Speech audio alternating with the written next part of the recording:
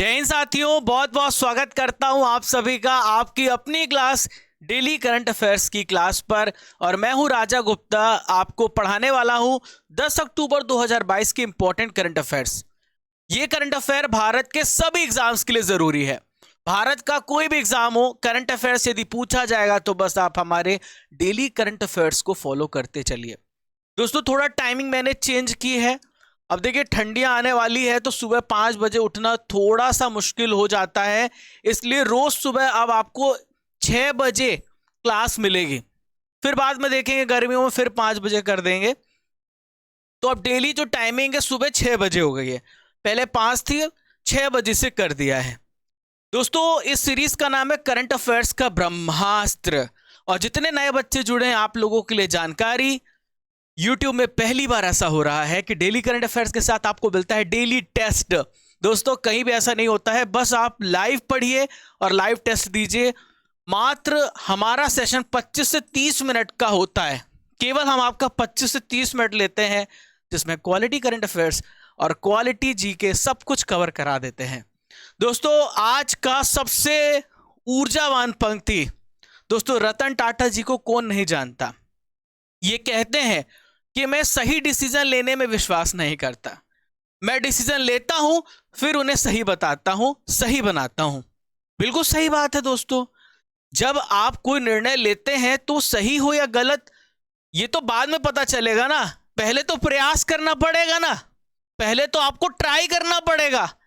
तो पहले से कैसे डिसाइड कर सकते हो कि तुम फेल होगे पास होगे? तुमने अपना 100% दिया नहीं और तुम पहले से अपने दिमाग में अपनी सोच को छोटी कर रहे हो। इसलिए फैसले लो और उसको सही साबित करके दिखाओ। चलिए पहला क्वेश्चन देखते हैं। हाल ही में पहला ग्लोबल ड्रोन एक्सपो कहां पर आयोजित किया गया? Where is first global drone expo held? तो प्यारे साथियों, चेन्नई में ग्लोबल ड्रोन एक्सपो आयोजित किया गया। दोस्तों, चेन्नई में कहां पर? चेन्नई में कहां पर? चेन्नई कहां पर है? तमिलनाडु में है। दोस्तों, बार बार ड्रोन ड्रोन ड्रोन आ रहा है। देखिए, ड्रोन का बहुत ज्यादा यूज है। देखिए, ड्रोन जो है हमारी हेल्थ फैसिलिटी, हमारी मिलिट्री पर्पस में, हमारे इंफ्रास्ट्रक्चर को भी मजबूत कर सकता है। आने वाले समय में क्या पता ड्रोन की मदद से बहुत सारी चीजें बनाई जा सके। तो ड्रोन एक कंप्लीट यूज में आ रहा है, इसलिए भारत जो है ड्रोन हब बनाना चाहता है इंडिया को। तो पहला ग्लोबल ड्रोन एक्सपो चेन्नई में हो रहा है। और ड्रोन एक्सपो का आयोजन किसने किया है? Indian drone association, Garuda aerospace के सहयोग से। देखिए, गरुड़ जो है, जब भी गरुड़ की बात आएगी तो ये ड्रोन पर काम करने वाली कंपनी है। और इसके एमएस धोनी सर जो हैं इसके ब्रांड एम्बेसडर हैं। देखिए, भारत का केंद्र सरकार का हमने ऐसा डिसीजन लिया है कि 2030 तक हम भारत को ग्लोबल ड्रोन हब बना देंगे। इसमें 14 अंतरराष्ट्रीय ड्रोन कंपनियां भाग लेंगी। दोस्तों, ड्रोन की बात आ रही है तो पिछले एक साल में जितनी भी महत्वपूर्ण चीजें हुई आइए डिस्कस करते हैं। दोस्तों, मध्य प्रदेश में ग्वालियर है और 11 दिसंबर 2021 को यहां पर ड्रोन मेला लगा था। भारत का सबसे पहला ड्रोन स्कूल कहां पर खुला है? ग्वालियर में खुला है, एमपी के ग्वालियर में, 10 मार्च 2022 में। दोस्तों, एक वरुण जो है इंसान को लेकर उड़ने वाला देश का पहला ड्रोन है। तो अब आप आने वाले समय में ड्रोन आपको लेकर के कहीं भी उड़ जाएगा। मान लीजिए किसी का हार्ट ट्रांसप्लांट करना है या फिर कोई मेडिकल इमरजेंसी है, तो आपको पता ट्रैफिक से गुजर पाना मुश्किल होता है, तो हम हेल्थ फैसिलिटीज को बहुत मजबूत कर सकते हैं। दोस्तों, ड्रोन जो है ये पायलट रहित विमान या मानव रहित विमान होता है। यह इंफ्रारेड कैमरा, जीपीएस, लेजर से लैस होता है। दोस्तों, वेपन की तरह भी इसका इस्तेमाल किया जाता है, ट्रांसपोर्टेशन में इस्तेमाल किया जाता है। हमें मैपिंग करनी है तो हम इस्तेमाल कर सकते हैं, हम इसे एग्रीकल्चर में इस्तेमाल कर सकते हैं। तो बहुत यूज है इस ड्रोन का। चलिए क्वेश्चन नंबर 2 को डिस्कस करते हैं। भारतीय वायुसेना का हाल ही में 90वां यानी 90 नंबर का स्थापना दिवस मनाया गया। तो ये कब मनाया जाता है? हर साल 8 अक्टूबर को मनाया जाता है वायुसेना दिवस। और इस बार कौन से नंबर का था? 90 नंबर का था। कौन सा नंबर था? 90 नंबर था। देखिए, भारतीय वायुसेना की स्थापना कब हुई है? 8 अक्टूबर 1932 को हुई है। पहले भारतीय वायुसेना को कहा जाता था रॉयल इंडियन एयर फोर्स। इसमें से जब देश आजाद हुआ, इंडिपेंडेंट हुआ, तो रॉयल शब्द को हटा दिया गया और इसे इंडियन एयर फोर्स के नाम से जाना, यानी इंडियन एयर फोर्स के नाम से जाना गया। दोस्तों, भारतीय वायुसेना को देखिए, जब इसका 90 यानी 90 नंबर का स्थापना दिवस मनाया गया, तो देखिए नया यूनिफॉर्म मिला है। और इस यूनिफॉर्म की बहुत सारी खासियत है। इसको इस प्रकार से डिजाइन किया है कि पहाड़ी भूमि, जंगल में, रेगिस्तान में आपको मूव करने में बहुत कंफर्टेबल, यानी आप आसानी से मूव कर सकते हो। दोस्तों, कहां पर एयर शो हुआ है? चंडीगढ़ में एयर शो आयोजित किया गया है। चलिए क्वेश्चन नंबर 3 को डिस्कस करते हैं। हाल ही में ह्यूमैनाइड, इसका नाम है व्योम मित्र, का प्री फ्लाइट ग्राउंड टेस्ट किसने शुरू किया है? Who has started the pre flight ground test of humanoid Vyom Mitra? तो दोस्तों, इसरो ने व्योम मित्र का प्री फ्लाइट ग्राउंड टेस्ट शुरू कर दिया है। इसरो का हेडक्वार्टर बेंगलुरु में है, ठीक है। नासा का हेडक्वार्टर वॉशिंगटन डीसी में है, पार्क का हेडक्वार्टर मुंबई में है और डीआरडीओ का हेडक्वार्टर दिल्ली में है, ठीक है। सभी के मुख्यालय आपको याद हो गए होंगे। तो दोस्तों, क्या है इसके बारे में भी पूरा इंपॉर्टेंट इंफॉर्मेशन जान लेते हैं। तो दोस्तों, भारत 2023 में गगनयान मिशन को लॉन्च करने वाला है। तो गगनयान मिशन पर उड़ान भरने के लिए इसरो के द्वारा इसे डेवलप किया गया है। व्योम मित्र एक प्रकार का रोबोट है।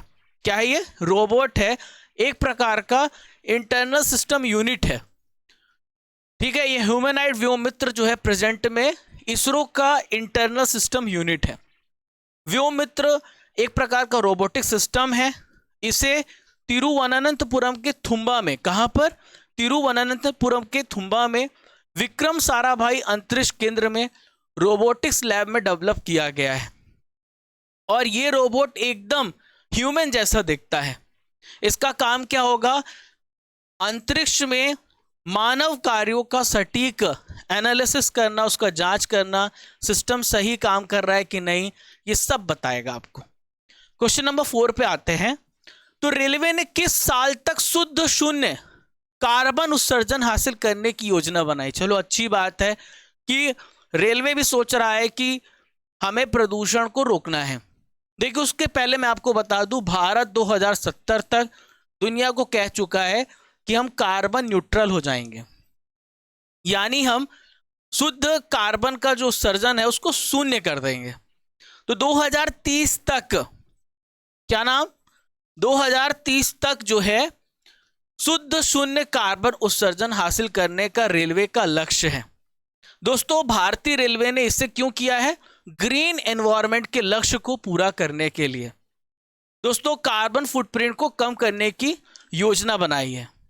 आपको पता है, बहुत सारी ट्रेन आज भी कोयले के माध्यम से चलती हैं, जिसकी वजह से प्रदूषण फैलता है। दोस्तों, 2020 तक जल उपयोग दक्षता में भी 20% सुधार किया जाएगा। देखिए, प्रेजेंट में रेल मंत्री कौन है? अश्विनी वैष्णव है। और देखिए दोस्तों, जो रेलवे बोर्ड है, रेलवे बोर्ड, इसके चेयरमैन कौन है? तो रेलवे बोर्ड के चेयरमैन है वीके त्रिपाठी। क्या नाम है इनका? VK Tripathi, Vinay Kumar Tripathi.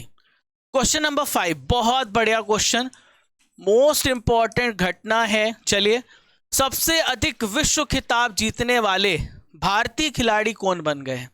Who has become the Indian player to win the most world titles? तो यह है पंकज आडवाणी। कौन है? पंकज आडवाणी। देखिए दोस्तों, नीरज चोपड़ा भाला फेंक खिलाड़ी हैं, सुनील छेत्री फुटबॉल प्लेयर हैं, विराट कोहली को कौन नहीं जानता। तो देखिए, भारत के पंकज आडवाणी जो हैं 2022 IBSF विश्व बिलियर्ड चैंपियनशिप के फाइनल में सौरभ कोठारी को हराकर इन्होंने 25 यानी 25वां विश्व खिताब जीता है। और किसी भी भारतीय के द्वारा ऐसा कारनामा, मतलब एक ऐसे व्यक्ति हैं जिन्होंने ऐसा अलग कार्य किया है। देखिए, आडवाणी जो है 5 बार वर्ल्ड बिलियर्ड्स का खिताब अपने नाम कर चुके, वो भी लगातार। यदि आपसे पूछा जाए कि पंकज आडवाणी किस खेल से संबंधित है, तो आप 2 चीजें याद रखना। पहले ये पूर्व पेशेवर स्नूकर खिलाड़ी थे और अब ये बिलियर्ड्स प्लेयर है। ठीक है, दोनों में इनके पास महारत हासिल है। ठीक है दोस्तों, आज की सबसे पहली नॉलेज फैक्ट्री में हम अपॉइंटमेंट की बात करेंगे, नियुक्तियों की बात करेंगे। और आज हम बैंक के एमडी और सीईओ के बारे में बात करेंगे। बहुत इंपॉर्टेंट टॉपिक है। सबसे पहले एसबीआई के अध्यक्ष या फिर चेयरमैन कहें, दिनेश कुमार खारा हैं, याद रहेगा। पीएनबी के हैं अतुल कुमार गोयल। कौन है? अतुल कुमार गोयल। यूको बैंक के हैं सोमा शंकर प्रसाद। ठीक है दोस्तों। बीओबी जिसे हम बोलते हैं बैंक ऑफ बड़ौदा, संजीव चड्ढा जी हैं। बैंक ऑफ इंडिया के बीओआई के हैं अतनु कुमार दास। दोस्तों, बैंक ऑफ महाराष्ट्र बीओएम के हैं एएस राजीव जी। यूबीआई याद रखना, ए मणि मेखलाई, बहुत इंपॉर्टेंट है दोस्तों। कैनरा बैंक के एमडी हैं एलवी प्रभाकर। और CBI central bank of India, इसके हैं एमवी राव। कौन है? एमवी राव। क्वेश्चन नंबर 6 को देखते हैं। हाल ही में रवांडा में होने वाली है 145वीं आईपीयू विधानसभा। इसमें भारतीय प्रतिनिधि मंडल का नेतृत्व कौन करेंगे? Who will lead the Indian delegation to the 145th IPU assembly to be held in Rwanda? तो दोस्तों, हरिवंश नारायण सिंह करेंगे। कौन करेंगे? हरिवंश नारायण सिंह। यहां पे ओम बिरला लिखा है, ये लोकसभा के स्पीकर हैं। लोकसभा के स्पीकर हैं। जगदीप धनखड़ भारत के अभी प्रेजेंट में उपराष्ट्रपति बने हैं 14 नंबर के। अमिताभ कांत ये नीति आयोग के सीईओ रह चुके हैं, ये एक्स सीईओ रह चुके हैं। प्रेजेंट में G20 के शेरपा नियुक्त किए गए हैं। दोस्तों, 2023 में भारत में G20 का सम्मेलन होगा, 2022 में इंडोनेशिया में हो रहा है। तो अगले साल जो होने वाला है G20 का सम्मेलन, उसके शेरपा है अमिताभ कांत। देखिए दोस्तों, यहां पे बात कर लेते हैं हरिवंश नारायण सिंह की। तो देखिए, राज्यसभा के उपसभापति हैं। और राज्यसभा का सभापति कौन होता है? जो देश का राष्ट्रपति, जो देश का उपराष्ट्रपति होता है। तो जगदीप धनखड़ जी हैं, तो वो उसके क्या होंगे? पदेन अध्यक्ष होंगे। दोस्तों, किगाली रवांडा में हो रहा है अंतर संसदीय संघ, और वहां पर विधानसभा में 145वीं विधानसभा में 12 सदस्यीय भारतीय संसदीय प्रतिनिधि मंडल का ये नेतृत्व करेंगे। ये 11 से 15 अक्टूबर तक चलेगा। अब यहां पे आईपीयू के बारे में मैं आपको बताऊंगा, यानी कि अंतर संसदीय संघ के बारे में।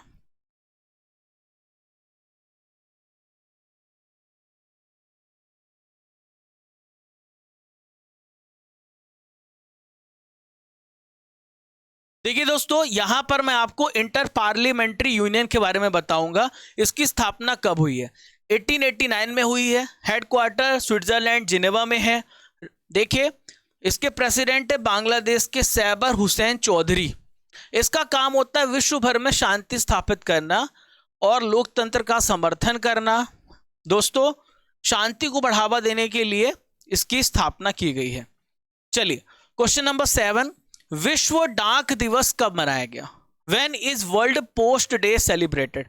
तो हर साल 9 अक्टूबर को मनाया जाता है विश्व डाक दिवस, वर्ल्ड पोस्ट डे मनाया जाता है। देखिए, थीम याद रखिए। अगर मैं आपको दिवस बताता हूं तो उसकी थीम भी बताता हूं, और थीम भी पूछा जाता है। तो पोस्ट फॉर प्लेनेट इसकी थीम है। इसका उद्देश्य क्या है दोस्तों? जो लोग हैं और जो व्यवसाय हैं, जो बिजनेस होते हैं, तो उसमें दैनिक जीवन में जो डाक क्षेत्र की भूमिका है, उसको लेकर के अवेयरनेस पैदा करना है। यदि आपसे पूछा जाए कि पहला डाक दिवस किस देश में मनाया गया, जापान की कैपिटल टोक्यो में। कब मनाया गया? 9 अक्टूबर 1969 से। क्लियर रहेगा? चलिए देखिए दोस्तों, भारतीय डाक से जुड़ी कुछ जरूरी बातें आप जान लीजिए। भारत में सबसे पहला डाकघर किसने स्थापित किया? ईस्ट इंडिया कंपनी ने किया। कब किया? 1774 में कोलकाता में। भारत में मनी ऑर्डर सिस्टम कब से स्टार्ट हुआ? 1880 में। भारत में स्पीड पोस्ट कब से स्टार्ट हुआ? 1986 में। क्वेश्चन नंबर 8, किस राष्ट्रीय उद्यान के लिए चीता टास्क फोर्स का गठन किया गया है? For which national park cheetah task force has been constituted? तो दोस्तों अभी चीता खूब चल रहा था और आपको पता है कहां पर आए हैं? तो कूनो नेशनल पार्क में आए हैं। कहां पर आए हैं? कूनो नेशनल पार्क में आए। दोस्तों यहां पर कान्हा किसली लिखा हुआ है, ये कहां पर है? कान्हा किसली भी एमपी में है, कूनो भी एमपी में है, पन्ना भी एमपी में है और बांधवगढ़ भी एमपी में है और सबसे ज्यादा राष्ट्रीय उद्यान एमपी में है। ठीक है, समझ गए आप? याद रखना। देखिए दोस्तों, भारत के प्रेजेंट में एनवायरमेंट मिनिस्टर कौन है? इनका नाम है भूपेंद्र यादव जी। ठीक है, तो भूपेंद्र यादव जी ने अभी हाल ही में मध्य प्रदेश के कूनो राष्ट्रीय उद्यान में चीता की निगरानी के लिए टास्क फोर्स गठित किया है। इतना ज्यादा पैसा खर्च किया है चीता को लाने में, लगभग 800-900 करोड़ जो है खर्च हुए हैं। इतना पैसा खर्च किया है हमारी सरकार ने, तो ऐसा ना हो कि कोई चीता इधर उधर निपट ले। तो दोस्तों इसका गठन 2 साल की अवधि के लिए किया गया है कि किसी भी चीते के साथ कुछ हानि ना हो, वो बचे रहे, उनका ध्यान रखा जा रहा है, उनको निगरानी में रखा गया है। दोस्तों कब लाया गया था? 17 सितंबर 2022 को। कहां से लाया गया था? नमीबिया से लाया गया था। दोस्तों भारत में चीता विलुप्त हो गया था, 1952 में हमारी सरकार ने घोषित कर दिया था। देखिए कूनो राष्ट्रीय उद्यान की बात करते हैं तो कहां पर है? ये श्योपुर में है, श्योपुर मुरैना जिला है, वहां पर है कूनो राष्ट्रीय उद्यान और इसकी स्थापना 2018 में की गई। पहले ये सेंचुरी था, 1981 में स्थापित किया गया था। हाल ही में भारतीय सड़क कांग्रेस का उद्घाटन कहां पर किया गया? Where was the Indian road congress inaugurated? तो दोस्तों लखनऊ में भारतीय सड़क कांग्रेस का उद्घाटन किया गया, लखनऊ यानी यूपी में। दोस्तों भारत के सड़क परिवहन और राजमार्ग मंत्री हैं नितिन गडकरी जी। इन्होंने यूपी के चीफ मिनिस्टर योगी आदित्यनाथ के साथ लखनऊ में भारतीय सड़क कांग्रेस का 81 वार्षिक सत्र का संयुक्त रूप से उद्घाटन किया है। दोस्तों मैं आपको बता दूं, भारतीय सड़क कांग्रेस देश में राजमार्ग इंजीनियरों की शीर्ष संस्था है। देखिए इसकी स्थापना कब हुई थी? 1934 में। कब हुई थी? 1934 में। आज का आखिरी क्वेश्चन, भारत का सबसे पहला सौर ऊर्जा संचालित गांव कौन बन गया है? तो इंडिया का सबसे पहला सोलर पावर्ड विलेज है मोढेरा। कौन सा है? मोढेरा। मोढेरा कहां पर है? गुजरात राज्य में है। किस राज्य में है? गुजरात राज्य में है।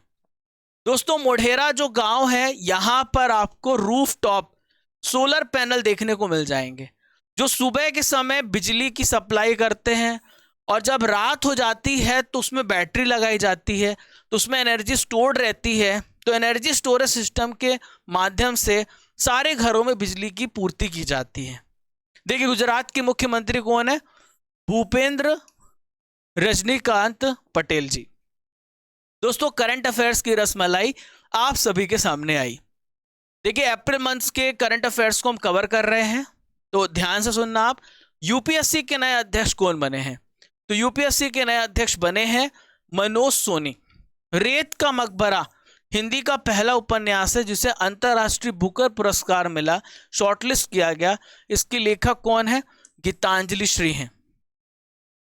ऑस्कर बेस्ट एक्टर अवार्ड विजेता बिल स्मिथ को कितने वर्ष के लिए फिल्म अकादमी ने समारोह से प्रतिबंधित कर दिया है?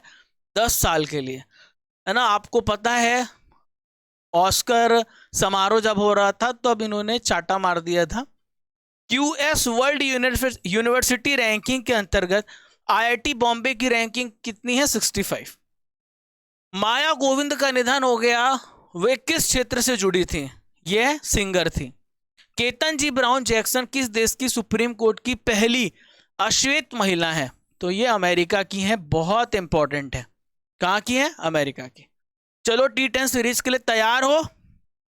रेडी स्टेडी गो। बताओ कितना स्कोर कर रहे हो, डेली इंप्रूवमेंट हो रहा है कि नहीं? देखिए, मेरा मकसद रहता है कि आपको सब क्लास में याद हो जाए, इसीलिए मैं डेली टेस्ट लेता हूं। भारत का सबसे पहला ड्रोन स्कूल कहां पर खोला गया? ग्वालियर में।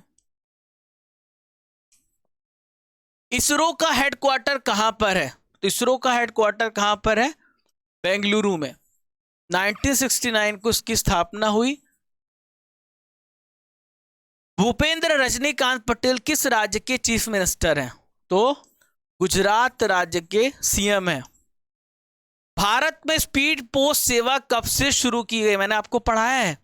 तो भारत में स्पीड पोस्ट सेवा 1986 में स्टार्ट हुई है। भारतीय सड़क कांग्रेस की स्थापना किस वर्ष की गई? तो भारतीय सड़क कांग्रेस की स्थापना 1934 में की गई। अभी कौन से नंबर का हुआ? 81। कहां पर हुआ है? लखनऊ में हुआ है। ठीक है। हाल ही में किस देश से चीते को भारत में लाया गया? तो चीते कहां से आए हैं? नमीबिया से आए हैं। कहां से आए हैं? नमीबिया से आए हैं। विश्व डाक दिवस पहली बार कब मनाया गया था? जल्दी से बताओ कमेंट बॉक्स पर। तो विश्व डाक दिवस पहली बार 1969 में मनाया गया। जापान की कैपिटल टोक्यो में मनाया गया। कहां मनाया गया? जापान की कैपिटल टोक्यो में। राज्यसभा के उपसभापति कौन है? तो दोस्तों, राज्यसभा के उपसभापति कौन है? हरिवंश नारायण सिंह है। कौन है? हरिवंश नारायण सिंह। एसबीआई के प्रेसिडेंट में चेयरमैन कौन है? तो ये है दिनेश कुमार खारा। ठीक है। इसरो के प्रेसिडेंट में अध्यक्ष कौन है? तो ये हैं एस सोमनाथ। कौन से नंबर के हैं? 10वें नंबर के अध्यक्ष। दोस्तों, 8 अक्टूबर के करंट अफेयर्स का जल्दी जल्दी रिवीजन करते हैं। नोबेल शांति पुरस्कार 2022 किसे मिला है? तो देखिए, एक व्यक्ति को मिला है, 2 संगठन को मिला है। तो व्यक्ति का नाम है, क्या नाम है दोस्तों? आलिस बिलियास्के। और 2 संगठन है, एक मेमोरियल है और एक है सेंटर फॉर सिविल लिबर्टीज।